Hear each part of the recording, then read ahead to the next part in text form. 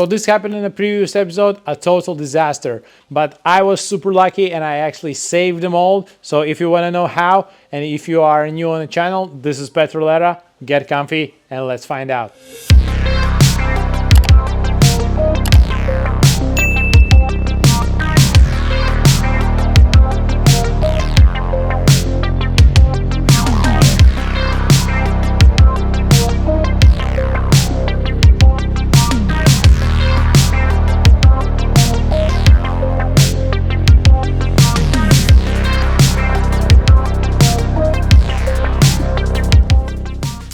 Alright, so I did a polishing by hand and by this killer machine. So if you plan to use an angle grinder without speed, be super careful.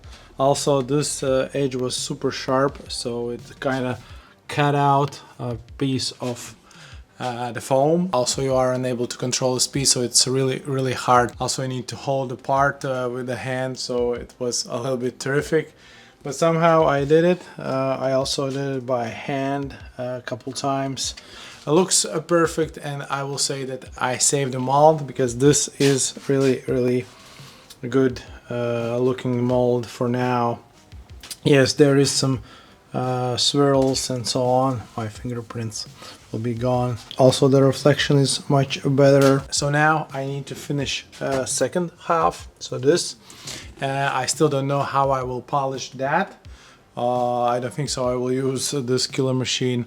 I will try to do it by hand, because otherwise you can cook your mold, because everything warms up really fast because high speed rotations. Angle grinders are not made to polish things. I can say that I'm done with this half. I will put it aside and start working on that one. I need to grind off the gel coat and be sure that everything is intact and polish it just to be sure that it looks like this.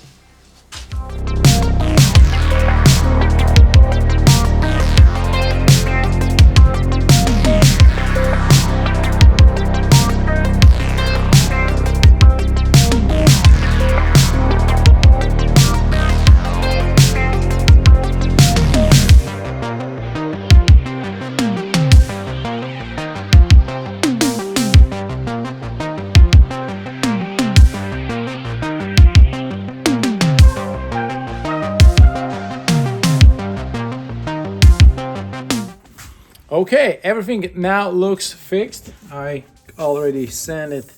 I started also sanding the mold itself. Now I will use 400 grit sandpaper. Fortunately, I'm unable to use any of tooling here, so sand it by hand, water sandpaper, and then polish by hand.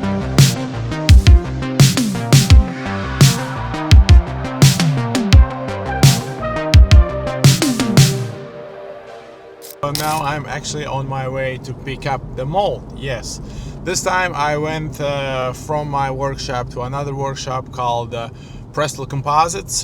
Thanks to them for giving a chance to make driver's side skirt mold at their workshop, because unfortunately at my workshop there is temperature issues, and the temperature is pretty low to work with composites, and at the end got the great product. I will give some tips and tricks which I actually learned at Prestel Composites. Thanks to them for advice.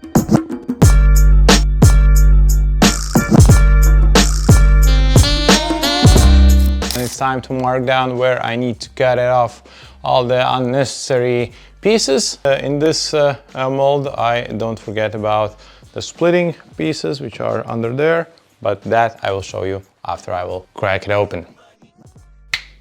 Now is the question, will the model pop out really easily, or again there will be a disaster? So as you can see, the thickness is absolutely different. This was before I learned, and this is after I learned. First of all, you can see the difference in the color. I was doing a little bit wrong this side, and then I learned the lesson. So here is 6 layers of 300 fiber mat, but on this side there is only 5 300 fiber mat, and that's why I did it wrong, because on this side I did a one sector like this, and then there is a second sector, And the third, in 30 minutes you need to apply all 4 layers at least. In my case 6, because I'm not using the 400 mat, so that's why I put a little bit more. All the layers in between started to heat up, and that's why now this side is cured properly.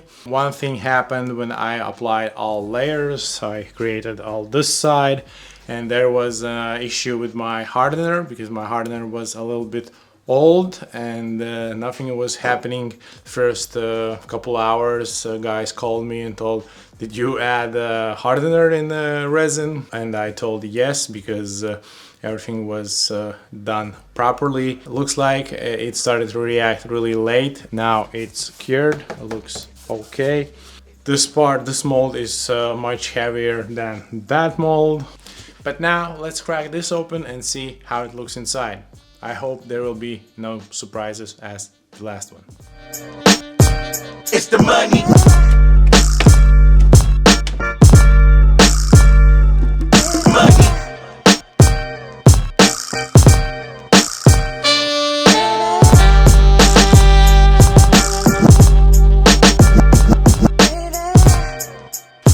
Mold looks excellent, I will say. Some things I need to do, like this big chip here, I need to fix that.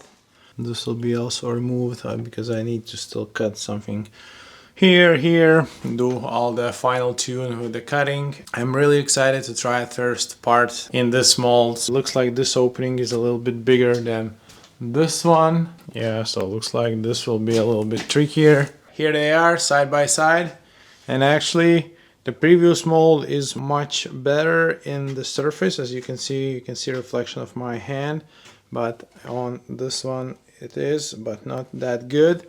Yeah, this was a little bit better polished, and also I polished by hand, and that was not polished by hand. You can see the difference. Even when you polish by hand, it still gives a better result. This mold is a little bit narrow here, 10 centimeters, 10 and a half, 12. 2 centimeters difference. I hope it will not gonna make any complications when I will try to lay all the material.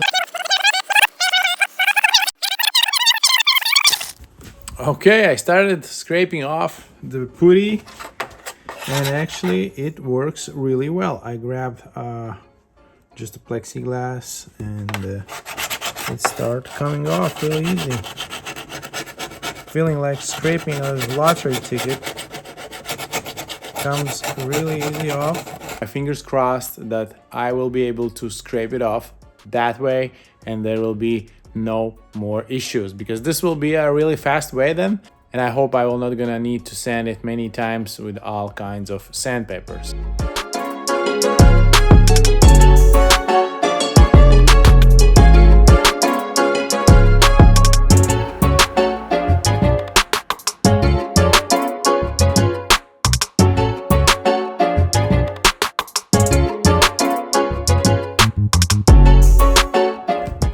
Alright, after a couple of hours of scrubbing the mold, it's finally clean from the putty. So now I will start sanding it to remove all this white stuff, all excess putty. I will start with the 400 up to 2500 grit sandpapers and water sandpapers. So now it's a long way to sand. And I hope I also remove all the imperfections in the mold, like here are some spots, maybe you can see. So as I have these molds, it's time to prepare for part making. So let's make those parts together in the next video. Don't forget to hit the like button, comment below, and of course don't forget to subscribe. Thanks for watching, and see you in the next video.